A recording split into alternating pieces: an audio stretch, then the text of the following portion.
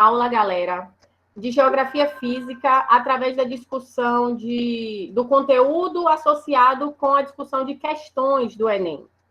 Então, vocês vão ver a todo momento o quê? Vocês vão ver um slide, imagens representando um determinado conteúdo e, em seguida, uma questão que se refere àquele conteúdo. Então, à medida que vocês forem tendo qualquer dúvida, pede para eu parar, porque uma coisa está dependendo da outra. Geografia física é bem amplo e eu tentei organizar o total de 18 questões, são 45 slides, então vamos tentar otimizar para ver se a gente dá conta de usar esse tempo de uma forma eficiente.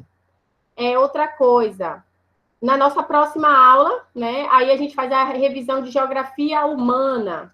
Então, a gente vai dividindo por eixos, ok? Então, para aqueles que não são meus alunos, meu nome é Juliana Araújo, e eu queria iniciar falando de algumas dicas que são muito importantes para vocês que vão prestar o Enem. Né? Então, todo mundo sabe que o Enem ele é corrigido através de uma teoria chamada teoria TRI. A teoria TRI, ela faz a correção dividindo as questões em fáceis, médias e difíceis, e ela analisa o que você acertou. Então, se você acertou mais questões difíceis do que fáceis, você vai ter uma pontuação mais baixa no Enem, porque eles interpretam que aquilo foi chute. Porque se você foi capaz de acertar uma questão mais difícil e errar uma fácil, então não foi uma questão de habilidade, foi chute. Então, isso faz com que você tenha uma nota mais baixa. Então, por isso que alguns alunos não entendem, porque acertou a mesma quantidade que determinado colega, mas teve uma pontuação mais baixa. Então, é em função desse método de correção, que é o método TRI. Então, sempre priorizem responder as questões que você tem mais facilidade. As questões que, para você, tem um nível de facilidade maior, porque, com certeza, isso vai lhe trazer benefícios, né, na correção a partir desse método. Então, priorize as questões que você tem mais facilidade. Deixe as mais difíceis para depois. Busque os contextos das questões. Como é que eu busco o contexto, professora, das questões? Eu analiso as referências, eu analiso a fonte. Embaixo das imagens vem as fontes e vem a referência. Muitas vezes, naquela fonte, vem dando uma ideia do que do conteúdo que está sendo abordado, do contexto que está sendo abordado. Então, não só a imagem é importante ser lida, é importante também ler a fonte que está logo embaixo da imagem e as referências também, ok? Terceira dica, circule os conceitos centrais. A gente vai responder algumas questões aqui e vai ter assim, o contexto ligado à estrutura geológica. Estrutura geológica na geografia é um conceito. Então, se eu circulo aquele conceito e eu faço uma rememorização daquele conceito, eu tento me lembrar do que aquele conceito tem de cerne, né, tem de base, o que eu me recordo desse conceito, eu vou escrevendo na lateral ou na parte de cima da prova, porque isso vai me facilitar responder as alternativas. Então, eu vou botando tudo que eu lembro dele e depois eu vou lendo as alternativas e isso pode me abrir um leque de possibilidades na hora de corrigir, de responder as minhas alternativas. A quarta dica é fique atento a respostas muito generalistas. Quando você olha lá, letra A,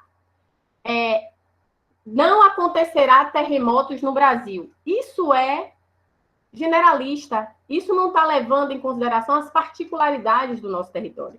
Então, descarta uma alternativa dessa, porque esse generalismo nos induz ao erro. Normalmente, essas questões estão erradas. A quinta questão. Não se desespere ao se deparar com uma questão que você não sabe. Leia toda a prova. Ao longo da prova, às vezes, você encontra a resposta de algumas questões. É muito comum os alunos falarem assim, na questão tal da sua prova, dava a resposta da questão 2.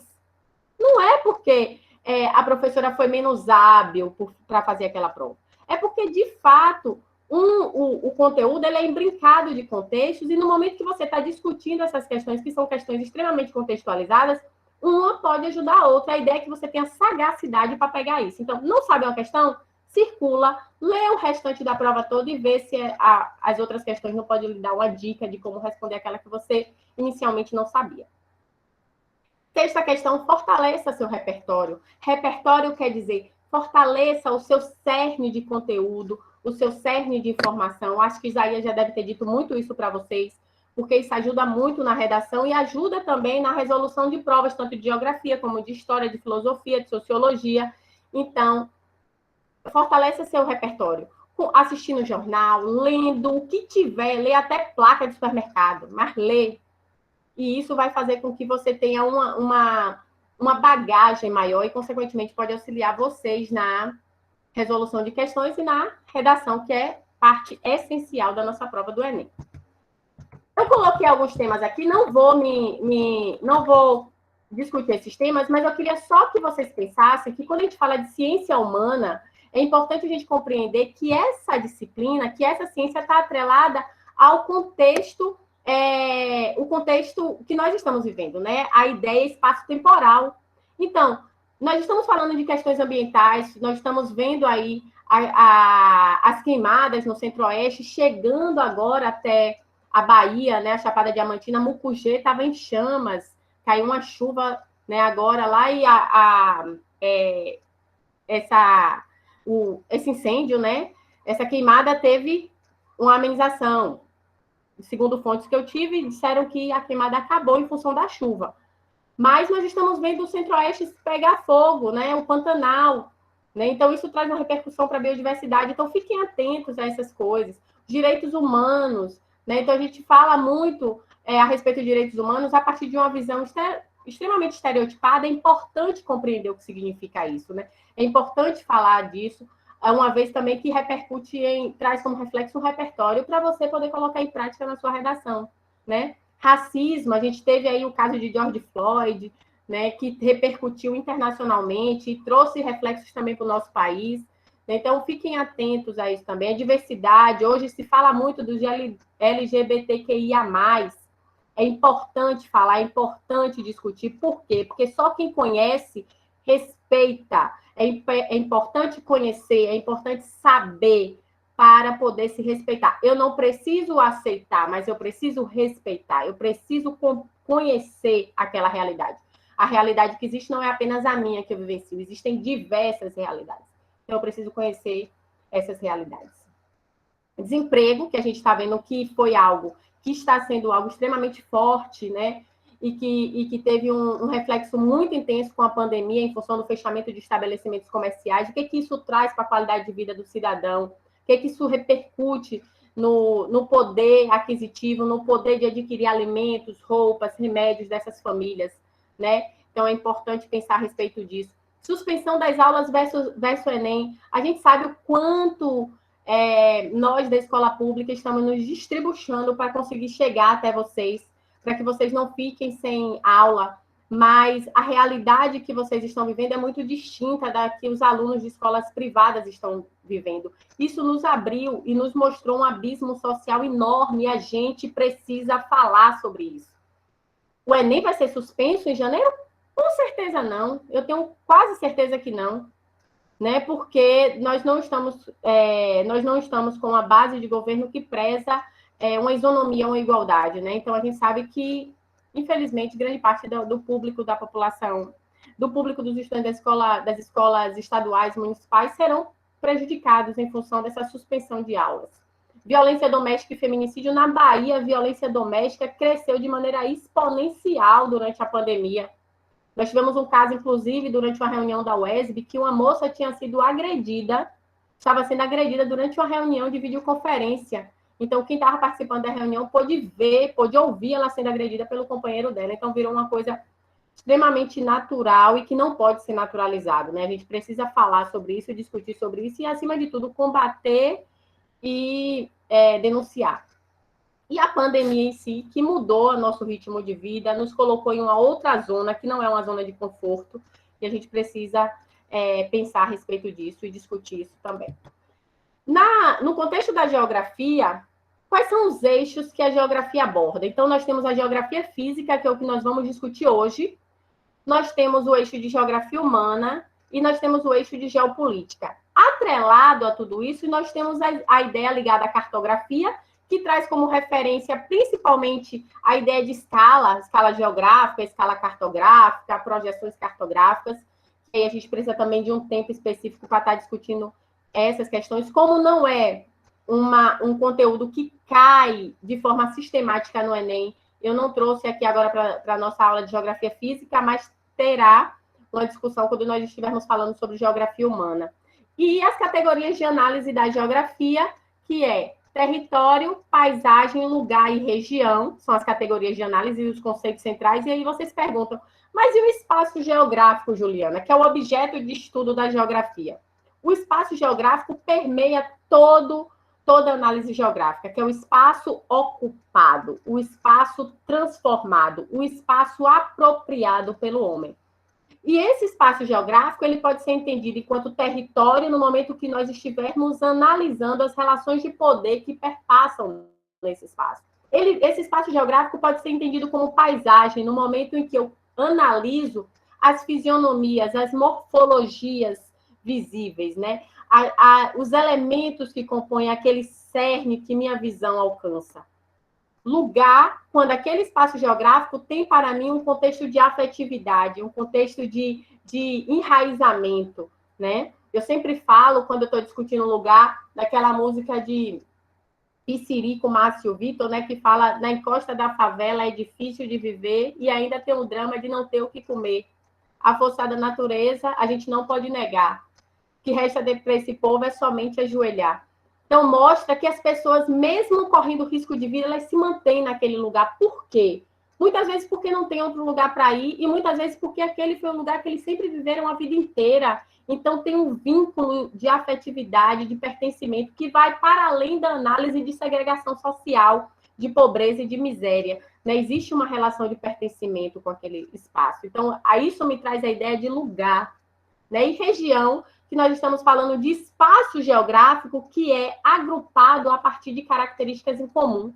Quando eu falo região norte, eu estou falando que os estados e municípios que compõem aquela área, eles têm elementos em comum, seja vinculado à questão econômica, à questão climática, à questão vegetacional, enfim, algum elemento que faz com que ele tenha, dê a ele uma característica de unicidade, né, que possa unificá-los em um grupo, ok? Gente, se eu estiver falando rápido, pede para que eu pare, dê uma diminuída, porque quando eu boto uma quinta, ninguém me segura.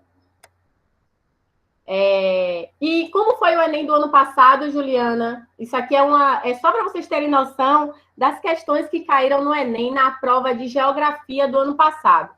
Então, no ano passado, nós tivemos uma questão de intolerância religiosa, então falar de diversidade é importante.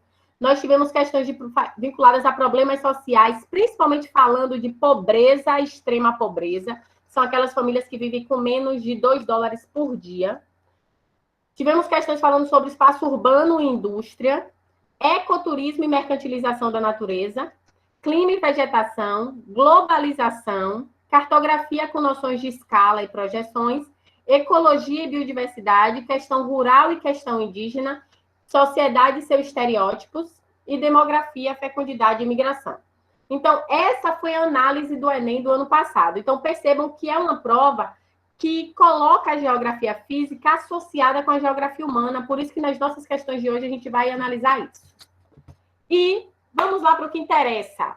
Geografia física. Quando eu falo de geografia física, eu estou falando da análise do espaço a partir dos elementos naturais. E aí eu estou falando de relevo, clima, vegetação, hidrografia, e como o homem se relaciona com esses elementos, né? Como esses elementos aparecem na dinâmica da paisagem para interferir no modo como o homem altera aquele espaço, sobrevive naquele espaço, ocupa aquele espaço. Então, vamos lá na geografia física.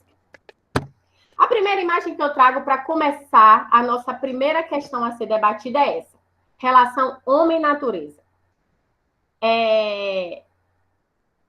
Querem interagir um pouquinho? O que vocês veem aí? O que vocês percebem aí? Quem está aí no chat, que quiser falar através do chat, e aí alguém me dá um feedback. Mas o que vocês percebem nessa imagem, né, especificamente? Eu tenho... Na minha visão... Hã? Na minha visão, é que o homem evoluiu, né? Mas para que ele evoluísse, ele levou a natureza com ele. Então, com o passar do tempo, ele foi destruindo a natureza. Aí, na última imagem, vemos o homem evoluído, mas com a natureza degradada. Perfeito. Isso aí, mas eu ia falar, mas já resumiu tudo, professora. Isso aí, perfeito. O que a gente tem aí? O homem, a gente sabe que o homem, a nossa espécie Homo sapiens, né, é a mais recente, a gente habita a Terra há aproximadamente 120 mil anos, mas nós temos vestígios da história de ancestrais nossos há 3 milhões de anos atrás, né? Através da migração, através do Estreito de Bering. Então, Homo erectus, Homo habilis, enfim. Então, a gente percebe que ao longo da história evolutiva da espécie humana, a natureza ela foi degradada, ela sofreu alteração, é isso mesmo. E aí a gente tem uma questão do Enem que vai tratar disso, mais ou menos, né, de uma forma indireta. Professora? Oi. Tem como você não botar essa imagem aí? Professora, não só a ação humana, mas também a relação climática também afetou o ecossistema. Não pode culpar só o ser humano por degradar o meio ambiente. Porque isso aí... Mudou por conta das ações dos seres humanos também, né? Também. Só que as ações humanas não é mundial, é regional. Por exemplo, se eu tacar fogo aqui na mata em Biritinga, vai afetar o ecossistema de Biritinga. Então, bora discutir em cima disso. Primeiro, quando a gente usa a palavra degradação, a gente já está associando um viés antrópico nesse contexto. Porque a gente pode utilizar modificação, transformação, mas quando a gente fala de degradar, a gente está falando de algo que traz como reflexo uma ação que é uma ação antrópica externa. Quando a gente fala e aí você está falando de regionalismo climático, eu ponho fogo em Biritinga especificamente, e isso vai alterar ali em Biritinga, mas a gente precisa compreender que nós estamos num sistema que é um sistema que tem ligações globais. Então, nós estamos falando de circulação geral da atmosfera, nós estamos falando de viés ligado à infiltração e ligação de recursos hídricos que se dão a partir de mananciais e lençóis freáticos. Então, vamos pensar na sua possibilidade de colocar fogo em Biritinga no lugar. Então, eu coloquei fogo ali, naquele espaço específico. A primeira coisa que acontece, claro, é uma redução da cobertura vegetal. Eu tenho uma emissão de dióxido de carbono e essa fumaça, ela vai ser levada e pode não ficar apenas em Biritinga. Foi comprovado que as queimadas do Centro-Oeste, a fumaça, a fuligem, a poeira chegou até São Paulo. Então, claro, o impacto que eu causo aqui não traz danos apenas para mim ou para os meus próximos. Ele se estende. E claro que esse poder de extensão depende da gravidade da minha ação e da minha interferência. Outra coisa, cobertura vegetal e emissão de dióxido de carbono. Com aquela vegetação retirada, as raízes que existiam no solo, que fixavam aquela vegetação no solo, vão deixar de existir. A possibilidade do solo compactar é muito intensa. Quando houver chuvas, o solo compactado diminui o poder de infiltração. Consequentemente, eu vou parar de abastecer os lençóis freáticos e os mananciais subterrâneos. Biritinga abastece as cidades como Serrinha, Coité, Barrocas.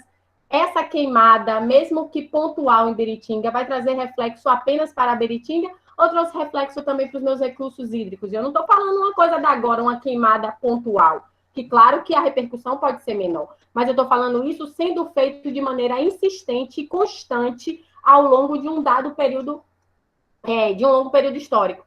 Vai trazer reflexos que não fica só ali. Até porque tem... Regional não, alguns globais, por exemplo. Tem globais, porque por conta que não coisa só em Biritinga acaba indo embora da cidade também, né? Prejudicando. Um exemplo. Uma queimada na China. Não vai interferir aqui no Brasil, uma queimada na China. Uma queimada na China? Vocês têm que entender. Posso falar aqui? Pode, fique à vontade. A internet é meio lenta. Pelo incrível que pareça, tudo na natureza é conectado. Sim. Menos o ser humano. A gente percebe nisso. Acabou minha fala. Então, mas o que eu quero pensar? Eu quero que vocês pensem, gente. Só vou dar outro exemplo. Tem pontos da Cordilheira do Himalaia, que é a maior cordilheira que nós temos, que nunca foi acessada pelo homem. E nós temos degelo daquelas áreas, da mesma forma que nós temos em áreas polares. Houve um impacto ali diretamente? Não. O aquecimento global, né? O aumento não existe. Da estufa, a partir da circulação geral da atmosfera, levou ao derretimento nessas áreas que são áreas anecúmenas, que o homem nem pisou ainda. Então, óbvio, eu não vou falar de maneira generalista que acontecendo uma coisa em Biritinga, vai sentir na China, porque isso seria escancarado da minha parte, errôneo e até irresponsável. Mas o que eu estou falando é que nós não estamos desconectados do todo. O que nós fazemos aqui, dependendo da condição e da frequência, vai ser sentido em lugares mais longínquos. E pode ser analisado num caráter regional, mas em determinados contextos pode ser analisado num caráter global, dependendo de que forma e de que ação antrópica a gente esteja falando, né? A gente se refira. Então, é importante a gente pensar nessa conexão. Nós somos seres naturais. E no momento que eu impacto a natureza, eu estou impactando a minha vida também. Muitos alunos me falam a respeito de um artigo, principalmente quando eu dava aula na UNEB, falavam assim, professora, mas eu li um artigo que mostrava que o aquecimento global já acontecia mesmo antes de ter a Revolução Industrial. Nós tivemos períodos glaciais e interglaciais que mostram isso, né? Período de derretimento e de gelo, derretimento e de geleira. Mas acontece que o que nós estamos vendo isso é numa escala de tempo muito menor. Nós estávamos falando de escala de tempo de milhões de anos. As transformações que nós estamos sofrendo agora acontecem em escala de séculos. Isso, para nós humanos, é mortal, porque nossa escala geológica é reduzida perante a ideia de escala geológica da Terra, que é analisada numa escala de bilhões de anos. Então, não pense em desconexão. Nós estamos conectados, sim. E eu gostei muito da participação de vocês estão arrasando. Então, vamos para essa primeira questão. Vou falar, amor? Pode, fala aí. O coisa da Amazônia, as queimadas que teve daquela vez, eu não sei se está tendo ainda, foi uma degradação global, né? Porque a Amazônia é uma questão aí para a gente discutir isso. Na verdade, em primeiro momento, foi numa escala subcontinental, né? Porque a queimada na Amazônia traz reflexo para os rios voadores que atingem a América do Sul como um todo, né? Então, os climatologistas colocaram em uma análise subcontinental, né? Na sub-região continental, que é o subcontinente americano. Só para responder a pessoa que perguntou. O pulmão do mundo não seria as algas, professor? Sim, o pulmão do mundo. Por quê? Porque elas vão absorver dióxido de carbono e oxigênio, mas eu estou falando de rios voadores, que é o processo de evapotranspiração e levar a umidade a partir de um processo de convergência do ar quente. Eu coloquei uma imagem, eu vou explicar para vocês aí na frente. A Amazônia ela tem um papel fundante na questão da hidrologia, da manutenção das chuvas, a partir da barreira orográfica da Cordilheira dos Andes. Não tem nada a ver com o pulmão do mundo. O pulmão do mundo são os oceanos através da ação das algas, né? Plânctons, fitoplânctons, enfim. E aí nós estamos falando do processo fotossintetizante. Luciana fala... Professora, essa questão da queimada na Amazônia, eu acho isso aí uma farsa. Acontece, mas não da maneira que a mídia transmite.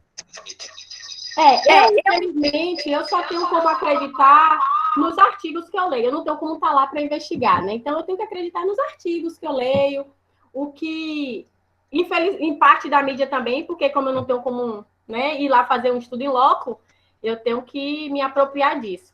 Eu acho que a gente não pode duvidar em tudo. Eu acho que o mais professora, é essa assim, noção de separar.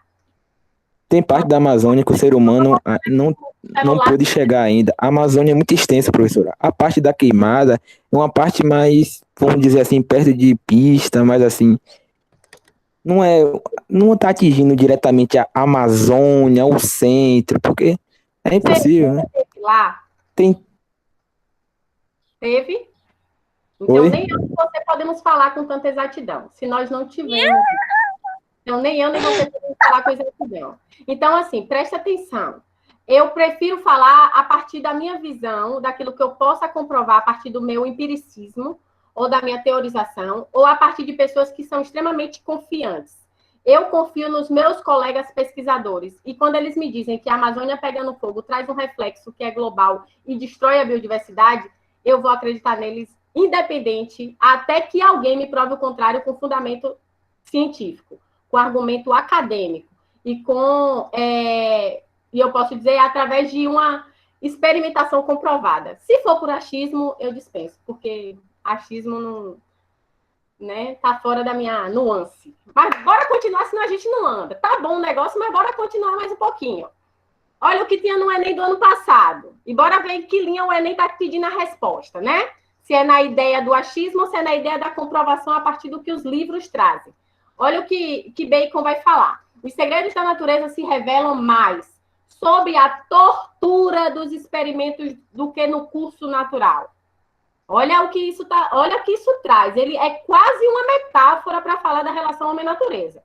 O segundo texto diz: o ser humano, eu botei em vermelho aí porque eu gosto de chamar atenção para as coisas, totalmente desintegrado do todo, não percebe mais as relações de equilíbrio da natureza. Age de forma totalmente desarmônica sobre o meio ambiente, causando grandes desequilíbrios ambientais. Os textos indicam uma relação da sociedade diante da natureza caracterizada pela... Então, caracterizado pelo quê? O homem se apropria da natureza como se a natureza fosse um elemento que o pertencesse.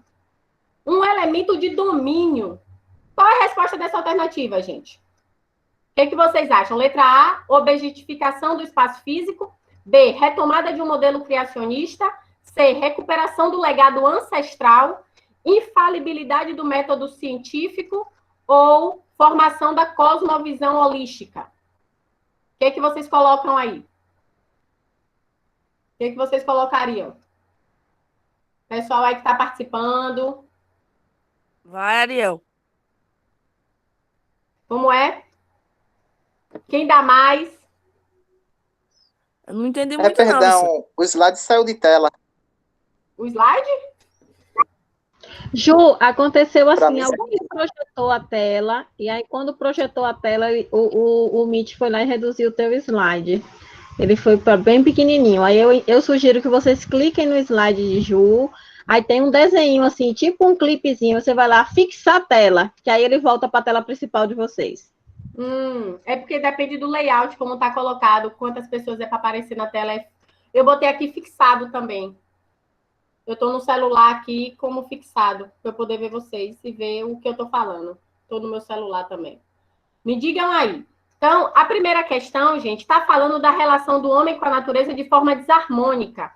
A alternativa correta é a letra A. O homem trata a natureza como se fosse um objeto do seu domínio. É a objetificação do espaço físico. Essa é a resposta correta dessa alternativa. Né? Então, quando eu falo da relação homem-natureza, eu preciso lembrar de um conceito. Quem tiver com o caderninho aí, anota esse conceito. Resiliência. Resiliência. É muito comum as pessoas falarem assim, Juliana, mas o cerrado não pega fogo todo ano através de um processo chamado combustão espontânea? Sim, verdade. Combustão espontânea quer dizer a queimada natural de determinadas áreas, em função da presença de uma estação seca. Só que essa queimada é superficial. Essa queimada que nós estamos vendo agora, que é causada por ações antrópicas, nós vamos ter uma queimada que agride até a segunda camada do solo, destruindo raízes. Então, a possibilidade de resiliência desses espaços naturais é muito pequena. Resiliência quer dizer poder de se adaptar a novas condições. Então, no momento em que eu interajo com essa natureza de maneira desarmônica, eu diminuo a resiliência desse espaço, a capacidade adaptativa desse espaço. Então, primeira questão, a relação do homem-natureza hoje é marcada por uma objetificação do espaço físico. Resposta certa, letra A. Qualquer dúvida, vai me falando. Olha essa imagem. Essa imagem mostra 3 conceitos diferentes, também ligados à relação do homem com a natureza. Enchente, inundação e alagamento. Né? É muito comum durante o verão, e a primavera também, né, aqui no hemisfério sul, a gente vê essas cenas de cidades completamente tomadas pela água, principalmente em áreas de periferia, onde a drenagem... Oi. Você me permite interromper só um minuto? Os meninos não estão conseguindo corrigir o layout, então eu acho melhor você fechar a sua apresentação, se possível, e reabri-la, que aí ele volta automaticamente para todo mundo. Acho que fica mais fácil, porque eles estão relatando aqui que não estão conseguindo. Pronto. Então, vou fazer isso. Vou fechar, parar de apresentar e volto. Obrigada. Vou fechar aqui e volto.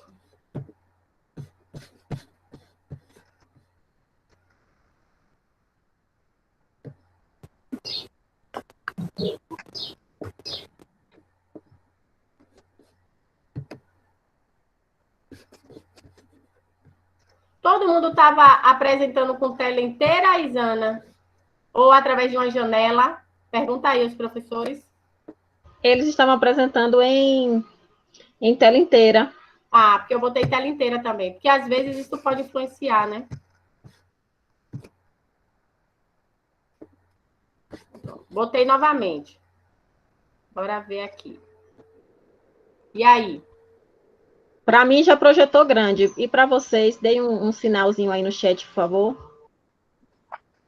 Apareceu também. Estou vendo aqui que Kevinho falar agora sim, pronto, aí sim, beleza. Então vamos continuar.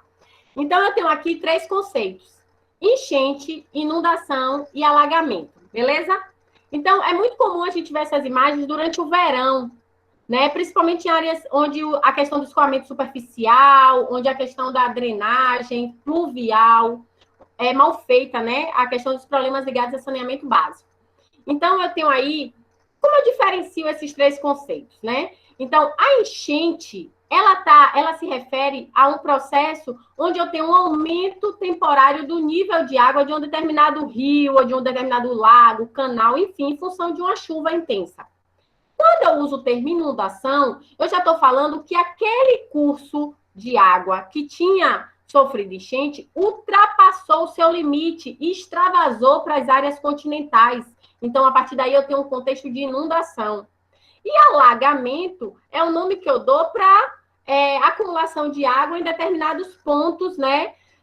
De maneira não contínua. Então, eu tenho um buraco em determinado lugar, então ali encheu de água, mas mais à frente está seco. Então, aí eu dou o nome de alagamento. Então, a gente precisa compreender que essas 3 problemáticas, eles estão associados a alguns fatores que eu preciso analisar. Primeiro, em lugares onde tem menos vegetação, eu tenho a maior possibilidade de ter esses problemas, porque as plantas absorvem a água, as raízes das plantas absorvem a água. Então, se eu tiro as plantas, eu diminuo essa absorção, consequentemente, esse escoamento aumenta. Lugares onde eu tenho asfalto ou calçamento, também a infiltração da água para as camadas mais profundas do solo diminui e, consequentemente, eu vou ter um escoamento maior. Locais onde os rios, eles são tapados, eles são cobertos. Quem já foi em Salvador, ali mesmo no Costa Azul ou no Ixiepe, viu que o rio ele foi completamente... foi colocado laje sobre o curso do rio e foi colocado barracas em cima. Então, para onde aquela água vai ser drenada? Né? Ah, Juliana, mas a gente tem drenagem subterrânea através de canos, dutos, né, enormes. Sim, nós temos. Mas nós temos também problemas em relação à infiltração naquelas áreas, principalmente quando a gente fala de chuvas torrenciais, que são típicas do verão.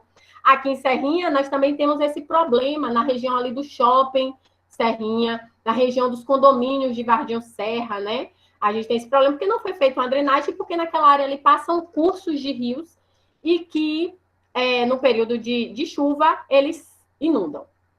Então, a gente precisa primeiro compreender isso, que é, mais uma vez, fruto da ação antrópica. E, quando a gente analisa essa questão das enchentes, alagamentos, né, inundações, a gente precisa compreender que essa problemática é diferente no espaço rural e no espaço urbano.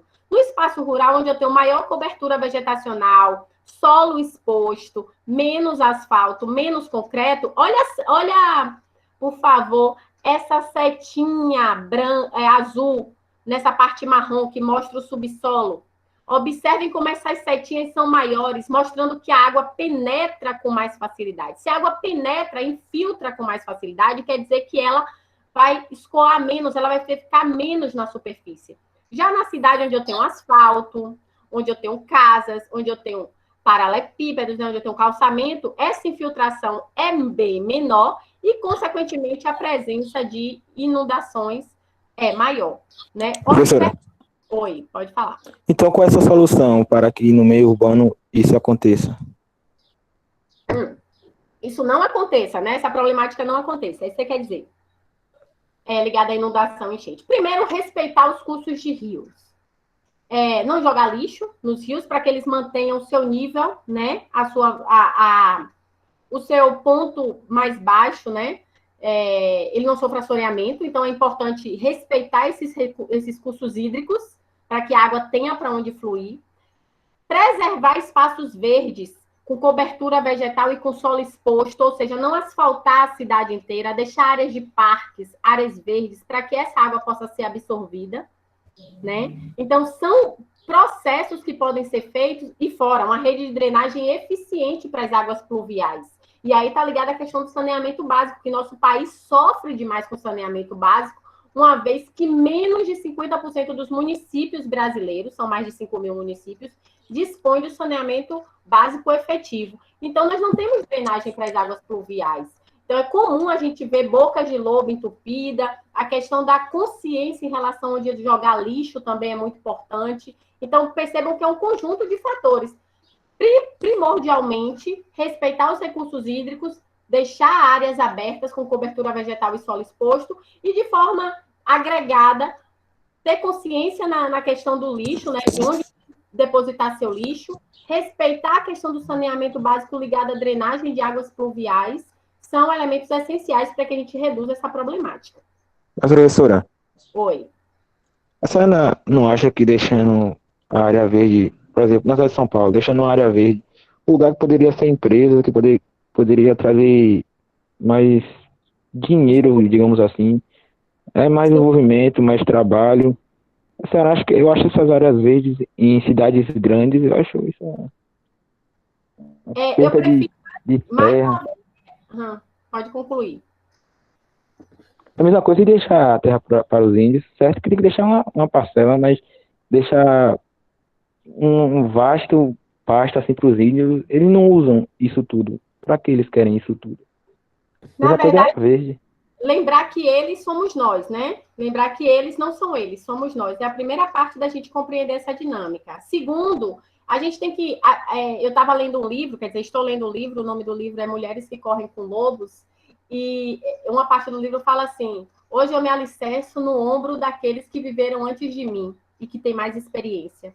Então, eu uso essa parte desse livro para lhe dizer que existem países, por exemplo, com altíssimo nível de desenvolvimento, inclusive um nível tecnológico muito superior ao nosso. Eu vou citar alguns, como, por exemplo, o Japão, a Coreia do Sul, a Suécia, a Finlândia, que preservaram, o Canadá, que preservaram suas áreas verdes, e isso não comprometeu em nada o seu desenvolvimento econômico e tecnológico, porque a palavra-chave para tudo isso é equilíbrio.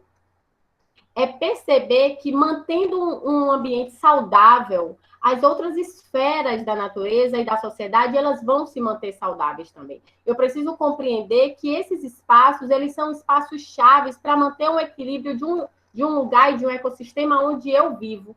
Então, partindo desse pressuposto que existem países que priorizaram uma gestão econômica e política sustentável e conseguiram manter seu nível de desenvolvimento em altos níveis, eu lhe digo que é possível que isso aconteça sem comprometer o desenvolvimento e o crescimento econômico de nenhuma área.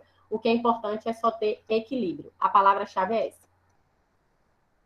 Em relação a essa questão de espaço urbano e rural, tem um desenhozinho aí mostrando 3 a 10 graus Celsius, mostrando que na cidade é marcado 3 a 10 graus Celsius a mais do que na zona rural. Por quê? Justamente por causa desse asfalto, justamente por causa dessa concretagem. O nome disso é ilhas de calor, esses pontos quentes em determinados lugares da cidade. Chegue em Biritinga, no centro de Biritinga, onde tem esses trailers, ou vá para a área mais distante, onde vocês fazem, por exemplo, a caminhada, né, depois da festa de janeiro. Com certeza a temperatura lá vai estar mais baixa, não quando tem aquele amontoado de gente, paredão, aquela festa toda, mas foi um momento mais tranquilo, a temperatura de lá vai estar muito mais baixa do que no centro da cidade. O nome disso é ilhas de calor. Esses pontos de calor em determinadas áreas da cidade, em função dos equipamentos urbanos ali presentes. Então, asfaltamento, calçamento, construções, que faz com que essas áreas fiquem mais quentes. E aí eu tenho essa questão que foi do Enem 2018, que mostra um gráfico. O gráfico, as colunas mostram as chuvas, estão vendo? E as linhas mostram a vazão. O que significa a vazão? No contexto da geografia, eu quero que vocês entendam vazão como poder de escoamento superficial, né? Escoamento superficial. Na física está relacionada à questão de escoamento de fluido por um determinado espaço, enfim. Na geografia, escoamento superficial, eu quero que vocês foquem nisso. E aí vocês percebem que as precipitações, elas tendem a consequência dessas precipitações nas áreas urbanas, ó, que está em preto, essa linha em preto, a vazão é maior do que nas áreas não urbanas. Juliana, o que isso quer dizer? O Enem me perguntou o seguinte: a dinâmica hidrológica expressa no gráfico, já está o gabarito, não era para estar bonito, demonstra que o processo de urbanização promove a... Gente, é o que eu acabei de falar para vocês. Nessas áreas não urbanas, ó, nessas áreas não urbanas, nós vamos ter uma infiltração maior do que nas áreas urbanas. Então, por isso que vai escoar menos. Escoar quer dizer, não vai ficar jorrando água na superfície, porque o solo chupa, a raiz das plantas chupam aquela área. Então, o que esse gráfico mostra? No contexto de urbanização, no espaço urbano, há uma ampliação do escoamento superficial. A água fica mais retida na superfície, escoa mais na superfície do que infiltra para o solo. Por quê? Por causa do asfalto, do calçamento, das construções que impedem que essa água seja chupada pelo solo. Esse processo de chupar a água no solo, eu chamo de infiltração, né? É esse processo responsável por alimentar os lençóis freáticos, né? As águas subterrâneas. Vou correr aqui para esse próximo slide, que mostra... Oi, diga. Coloque o slide para apresentar em tela cheia, para ocultar as respostas. Obrigado, querido. Obrigado. Professora, então a senhora é contra o calçamento e as pistas, assim? Não, eu fico muito feliz que não bate as coisas do carro, mas mais uma vez equilíbrio, não pode calçar tudo e asfaltar tudo. Onde tem mais fluxo de pessoas, em lugares onde o trânsito precisa ser um pouco mais eficiente para evitar congestionamentos, vamos calçar esses espaços. Mas em outros espaços onde a gente pode fazer área de caminhada, área de pedal, para as pessoas pedalarem, vamos deixar área verde, vamos deixar solo, bora deixar lugar para as pessoas também terem acesso à terra, né? As crianças brincarem com a areia. Tudo é equilíbrio. Bora pensar no equilíbrio. Não sou contra nada, não. Muito pelo contrário. Eu sou extremamente flexível e versátil nas coisas. Eu acho que pode dar certo para todo mundo, cada um cedendo um pouquinho e buscando um equilíbrio. Só isso. Olha mais uma vez essa imagem aí, gente. Eu tenho os continentes atuais, a organização dos continentes atuais. Então, eu tenho América, África, Europa, Ásia, Oceania e Antártida, né? É como estão organizados os continentes hoje. E nós temos o contexto da superfície da Terra há 250 milhões de anos atrás. Juliana, 250 milhões de anos, eu estou falando de que período da era geológica, Juliana? Estou falando de que contexto, Juliana? Então, é importante eu pensar que eu estou falando do Mesozoico, né? Então, bora analisar isso aí. Nós tínhamos um continente único chamado de Pangeia. Pangeia significa terra toda. E essa Pangeia começa a se fragmentar, dando origem a Laurásia ao norte, Gondwana ao sul, né? E que esses espaços eles vão começando a se distanciar e dando origem aos continentes atuais. Mas quando foi que isso aconteceu, Juliana? Por que isso aconteceu lá no Mesozoico, Triássico? Vamos analisar. Preciso compreender que nesse contexto, né, as eras geológicas, vou relembrar disso, porque isso é conteúdo de primeiro ano.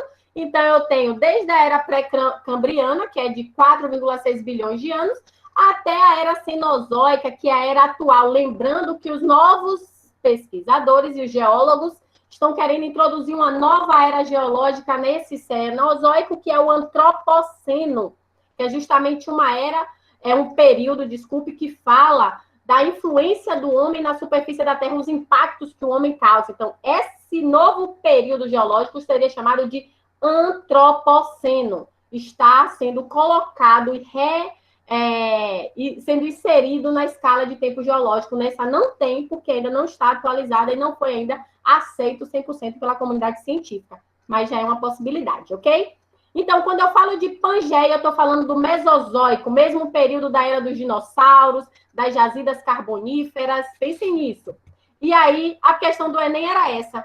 Olha que questão besta, para quem sabe estrutura geológica. A divisão política do mundo, ou seja, América, Ásia, África, Europa, Oceania, como apresentada na imagem, seria possível, ó, dessa forma aqui, se o planeta fosse marcado pela estabilidade de quê?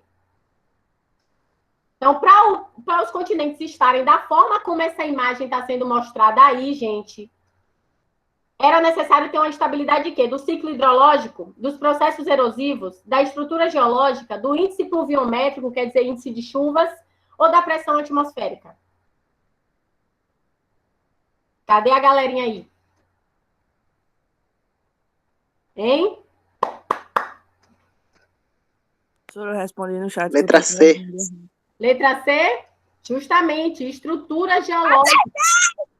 Estrutura geológica, sei lá não, Maia, tá certo, estrutura geológica, ou seja, a estrutura geológica, a formação dessa superfície deveria estar estável para que o planeta, isso aí seria bom, né? Até as viagens da gente ia ser mais fácil, eu tá vendo ali os continentes tudo grudadinho, as viagens seriam mais tranquilas de se fazer, não gastaria tanto. Priscila que eu diga, que é a professora viajadora aí. Então, mas Verdade, a mulher conhece vários lugares não é por meu sonho de consumo. Gente, da olha vida. aí, gente. Olha essa imagem aí, que imagem linda. Essa imagem é fantástica. Núcleo interno, núcleo externo, mesosfera. E olha que coisa, olha que palavra linda. Vocês podem até falar para as namoradas e para os namorados de vocês na hora né, ali dos beijos. Zona de subducção, meu amor. Crosta. Dorsal oceânica. A astenosfera, fala no ouvido dela ou dele, ele já vai apaixonar, porque são conceitos fantásticos. Professora, mas aí tá errado, porque a Terra é plana. Mas aí no teu Enem tu responde assim, no Enem de janeiro tu tem que pensar nessa teoria aí, que é a teoria que tá aceita no mundo acadêmico. Fica na tua, e tu fica lá no teu Enem, tu escreve na tua redação, mas na hora de responder, tu lembra que a professora de geografia falou da Terra enquanto um corpo, né, enquanto uma estrutura que tem um formato geóide elipsoide, deformado nos polos e abaulado no equador em função do movimento de rotação. É isso que eu te expliquei, não responde diferente não, porque senão, Então, bom. Aí nós temos o quê, gente? América afastado de África. América do Sul afastada de África. Como foi que a América afastou de África, Juliana? Um processo chamado de formação de uma dorsal mesoatlântica. Olha para isso, que coisa linda. Mas bora analisar isso melhorzinho. Só quero que vocês lembrem de uma coisa. Olha a estrutura da Terra. Eu tenho o núcleo, só que quem chama núcleo é os doidos que andam no meio da rua. A pessoa, miseravona, vai falar, núcleo o quê, velho? Estamos falando de NIF. E por que NIF, Juliana? Porque é formado por níquel e ferro. Então, eu já lembro da Constituição. O núcleo é também chamado de NIF. NIF porque níquel e ferro. E por que, Juliana, o núcleo interno é sólido e o externo é líquido? Muito fácil, meu filho. Você não sabe disso, não? Pois agora saiba. O interno é sólido porque sofre pressão das camadas superiores.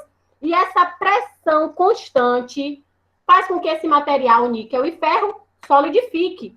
Já a parte do núcleo exterior ou superior, como sofre uma pressão menor, ele se mantém liquefeito, mas a constituição de ambos é o mesmo. Então, o núcleo interno, ele é sólido em função do casamento entre alta pressão e altíssima temperatura. Nós estamos vendo aí 5.000 graus Celsius. Esquece aí e preste atenção aqui, por favor.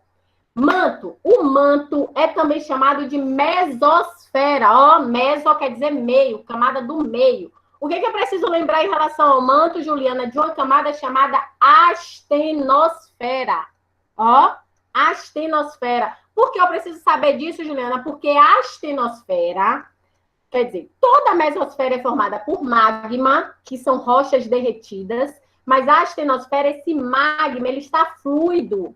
E é ele que dá mobilidade às placas tectônicas para se mexerem, se separar, se chocar, enfim, ralar uma em relação à outra. E eu tenho a litosfera, que é a camada rochosa. Então, quando eu falo de movimento de placas, como eu estou vendo aí, por exemplo, o movimento convergente de placas, esse movimento convergente só acontece porque as placas estão bailando sobre essa astenosfera, que é essa camada fluida de magma. As placas, elas podem se movimentar de maneira convergente, divergente ou transformante. Quando eu tenho um movimento convergente, a palavra-chave aí embaixo, ocorre a formação de montanha. O louco na rua fala de montanha, mas a gente usa aqui termo orogênese. Gênese, criação, oromontanha. Então, orogênese, criação de montanha. Essa imagem, gente, está me mostrando o choque da placa de Nazca com a placa sul-americana. A placa de Nazca, que é mais densa, ó, observe o que acontece com ela. Ela desce, ela mergulha de volta para o manto. E a placa sul-americana, que é menos densa, sobe, formando a Cordilheira dos Andes.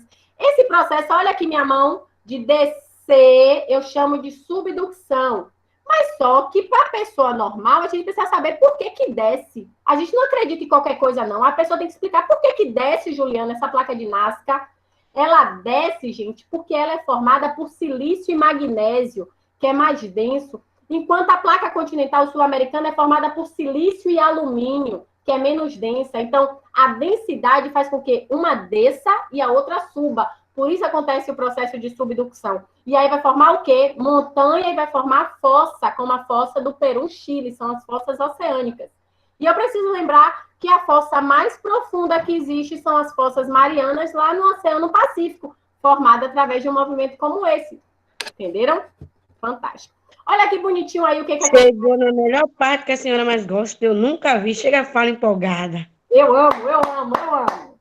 Eu amo. Olha que coisa linda essa imagem aí, gente. Movimento de convecção. Você botou água no fogo, começou a borbulhar. Isso é um movimento de convecção. É como o magma se comporta no manto. Ele está assim, quieto, nervoso, ó. E aí, de tanto se movimentar, faz as placas, ó, se separar também. Esse processo de separação é chamado de movimento divergente.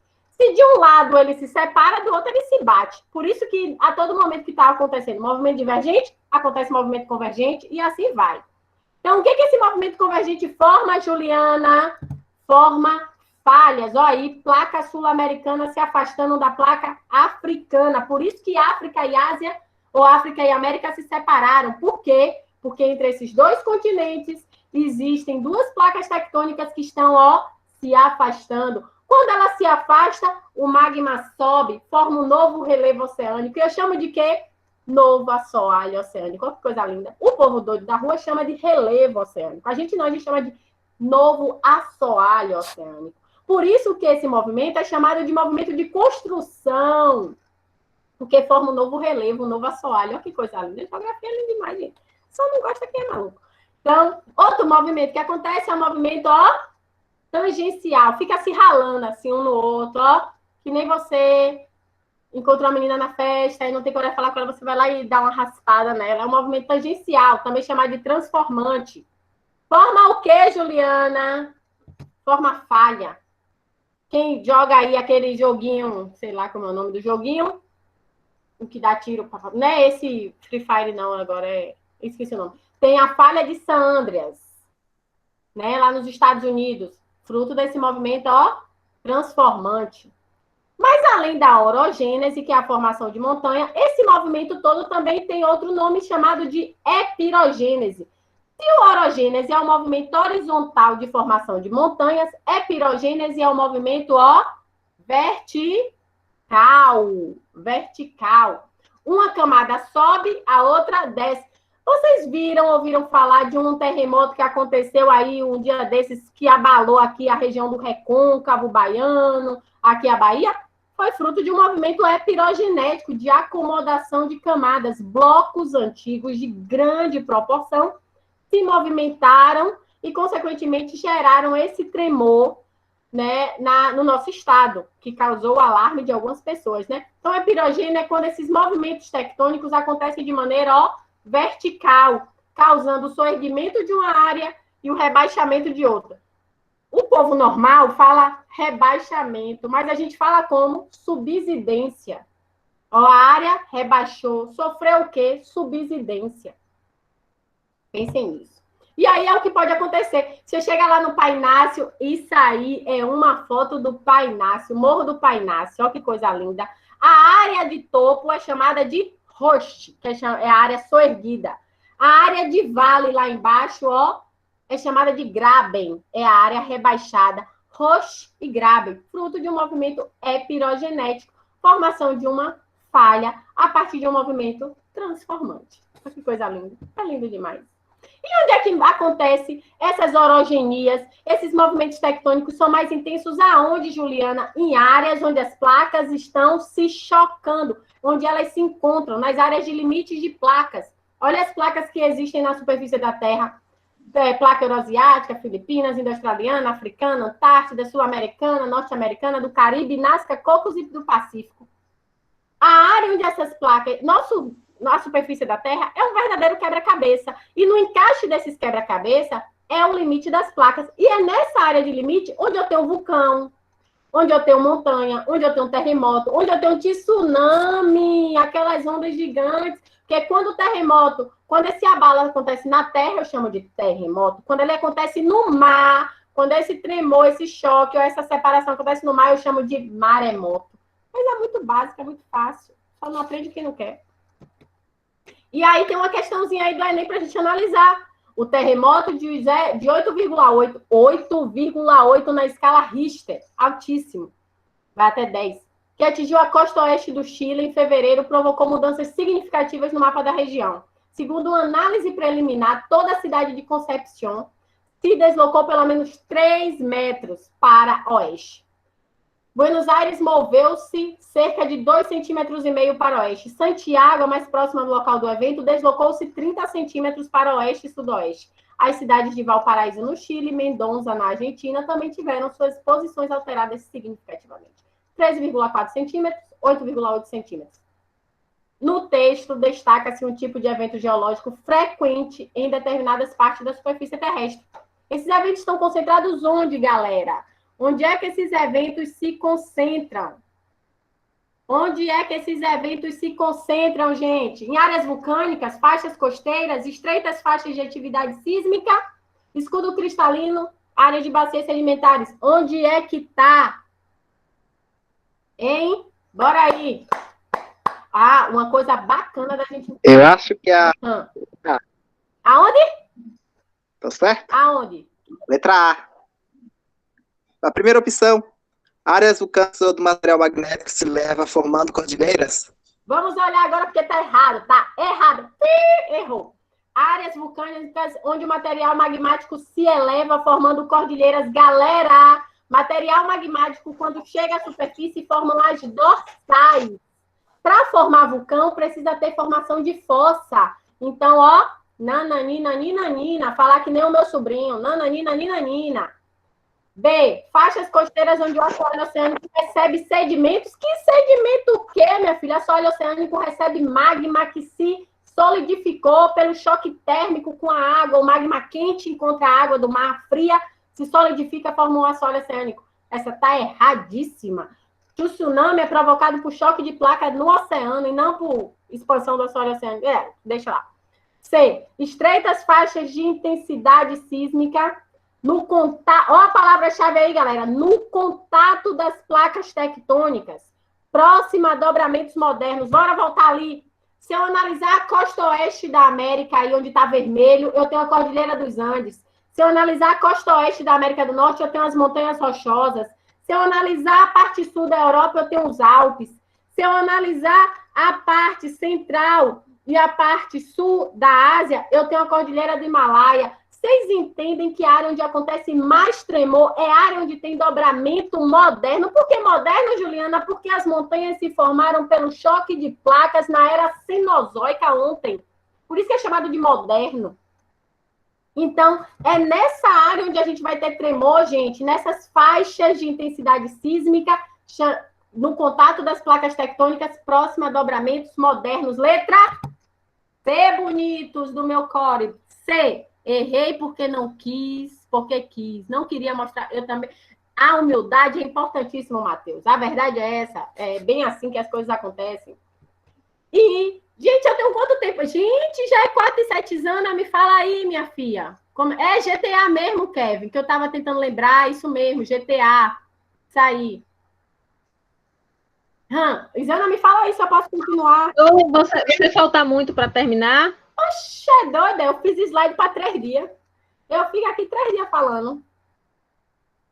Então, se você puder finalizar esse primeiro momento, porque senão as aulas ficam muito extensas, né? A gente já tem 1h07, Pronto. e aí a gente marca um outro momento para continuar. Pronto, eu só vou falar essa de rocha, porque eu, fim dessa parte de geologia, a gente dá bye-bye. Eita, eu comecei a suar agora, me animei, bora lá. Então, essa imagem mostra o ciclo das rochas, galera. Ó, ciclo das rochas é uma coisa linda. Rochas sedimentares, rochas magmáticas e rochas metamórficas. O mundo surgiu de um grande mar de lava. Quem leu a Bíblia sabe disso. Então, as primeiras rochas a se formar no mundo, rocha magmática. Só que a rocha magmática vai lá e sofre a ação da chuva, do vento, sofre o quê? Meteorização e erosão. Quebra-se em pedaços. Esses pedaços se juntam em áreas mais baixas, formam o quê? Rochas sedimentares. E essas rochas sedimentares, junto com essas rochas magmáticas, vamos dizer que no movimento tectônico brusco, elas foram soterradas, elas foram pressionadas, elas tiveram aumento de pressão e de temperatura, se transformaram em quê? Rocha metamórfica. Mas isso não acaba não, galera, porque isso pode voltar a acontecer e fica acontecendo de uma maneira interminável.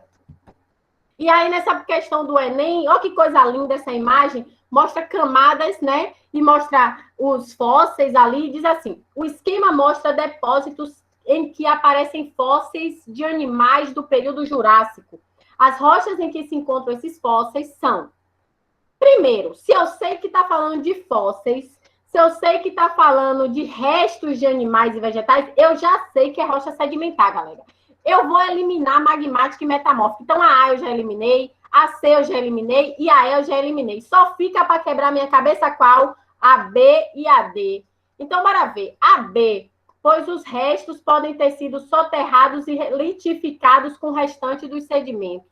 E D, já que cada uma das camadas encontradas na figura simboliza um evento de erosão dessa área representada. O Enem bota você assim num beco sem saída e diz assim, ó, bora ver se você sabe mesmo. A resposta correta desse é a letra B, pois os restos podem ter sido soterrados e litificados com o restante dos sedimentos. Mas por que a D está errada? Porque está dizendo que cada uma das camadas encontradas na figura simboliza um evento de erosão. Não, pode estar relacionado, por exemplo, à questão da extinção dos dinossauros. É um evento específico, um evento geológico, um evento erosivo, né, de acumulação. Mas acontece que o contexto climático, a questão da topografia, é que vai definir como esses restos, esses vestígios, eles vão ser acomodados naquela área, né, na região de, normalmente, áreas mais baixas, áreas rebaixadas em relação ao seu entorno, que é a área de bacia de acumulação. Então, a resposta certa é a letra B de bola, ok? E essa última, que fala também de ciclo de formação de rochas, né? E fala o seguinte, no decorrer do tempo geológico, as rochas passam por diversas modificações e se transformam. Com base na figura acima e nos conhecimentos sobre dinâmica da crosta terrestre, assinale o que foi errado. As rochas ígneas são formadas a partir do resfriamento do magma, levando à formação de rochas como o granito verdadeiro. O granito é uma rocha magmática intrusiva, se formou no interior da Terra. Houve um processo de resfriamento lento e ele foi se formando, dando origem a minerais maiores que são visíveis a olho nu. B. O intemperismo transforma as rochas ígneas em metamórficas, como ocorreu com o calcário da região de Sete Lagoas. Erradíssimo. O intemperismo transforma as rochas ígneas em metamórficas. Não, meu filho, o intemperismo pode transformar as rochas ígneas em sedimentares, porque intemperizar quer dizer destruir, desagregar, meteorizar. Então, esses sedimentos quebrados podem ser acumulados em lugares mais baixos, formando rochas sedimentares, e não metamórficas. Para ter rocha metamórfica, precisa ter aumento de pressão e de temperatura. Exemplo de rocha metamórfica, Juliana, mármore. Exemplo de rocha magmática, Juliana, granito, rocha intrusiva. Extrusiva, Juliana, basalto. E exemplo de rocha sedimentar, calcário. E assim vai. Ok? Galera, teria muito mais coisa aí para a gente estar falando, né? Mas por hoje é só. Por hoje é isso, minha Diri. Eu queria... Ju, continuar o quê, Kevin? Tu é doida, é? Opa, Jéssica. Eu tava com saudade dessa voz. Ô, Jana, obrigada por estar com saudade de vocês. Até dessa. Cadê a Ariel? Até da. Ó, não. Quem era que estava aí toda hora falando terraplanista? A gente gosta muito de assunto de rochas e cordilheiras. Ave Maria, 2 horas de relógio tá falando nisso. Caiu no Enem. Fica ligado que cai. Gente, vocês querem. Juliana amanhã, me deixa ela falar mais. Juliana. Acredito que o povo não tem dúvida não, já que conversou tanto com a professora Juliana. Foi ótimo, eu gostei da interação com vocês. Então, vamos finalizar agradecendo a Pro Juliana, né, pela aula, excelente aula. E dizer a vocês também que na próxima aula, de quinta-feira, convidem alguém. Se cada um trouxer uma pessoa, a gente tem um número dobrado, né, de pessoas. O número caiu muito, está caindo muito nas aulas. Então, não sei o que está acontecendo, mas assim, se cada um trouxer um, a gente vai continuar com um número bom aí de alunos acompanhando. As aulas são muito boas, é assim um momento que a gente muito rico, que a gente deveria aproveitar, porque são dicas muito importantes, principalmente para vocês aí do terceiro ano, que querem fazer Enem. E é bom que aproveitem esse momento, inclusive, para esclarecer dúvidas, porque a gente acredita que vocês já devem estar estudando alguma coisa também em casa, né? Não está deixando só para esse momento de 1 hora de aula. Vocês que estão inscritos no Enem, é importante que vocês tirem um momento assim no dia para estudar pelo menos umas 2 ou 3 horas. E aí, nas aulas, vocês podem estar trazendo aquelas dúvidas que vocês encontraram nesses estudos e estar esclarecendo com os professores. Importante convidar alguém, um colega, ou compartilhar a internet, no caso daqueles que têm dificuldade de acesso ou que mora perto, está compartilhando a internet para dar também a possibilidade de mais alunos estarem acompanhando as nossas aulas, certo? Mas agradecer a todos os alunos, realmente foi uma tarde muito proveitosa, a interação, a participação de todos foi muito boa. E agradecer também a Juliana. A Juliana quer deixar um recado final para os meninos? Gente, eu vou botar meu zap aí no chat. Se vocês tiverem dúvidas, se quiserem mandar alguma questão que não conseguiram responder, eu posso estar explicando para vocês através de áudio, tá aí o número do meu WhatsApp. Então, qualquer dúvida, fiquem à vontade para estar perguntando, mandando questões e a gente discute. Ou para discutir aí do terraplanismo, quem quer discutir aí, a gente discute a respeito. Ô, Ju, eles estão pedindo indicações de filmes, livros. Aí depois você pode nos mandar que a gente socializa lá no Google Sala de Aula. Pronto. Mando sim. Eu mando a seleção de filmes, documentários, a partir de cada conteúdo que eles veem, qual é o conteúdo que eles precisam mais, e aí vão lá e assistem os vídeos, os documentários a partir disso aí, que fica mais rápido. Ótimo, aí a gente coloca lá, galera, no Google Sala de Aula. Vocês podem entrar lá e dar uma conferida. Pronto. Tá certo, galera. Tchau. Obrigada, Ju. Um beijo a todos. Outro professor, até a próxima aula. Sem assunto de rocha, não quero voltar pro 1º ano, não. E eu deixo Tchau, tenha uma boa tarde. Tchau.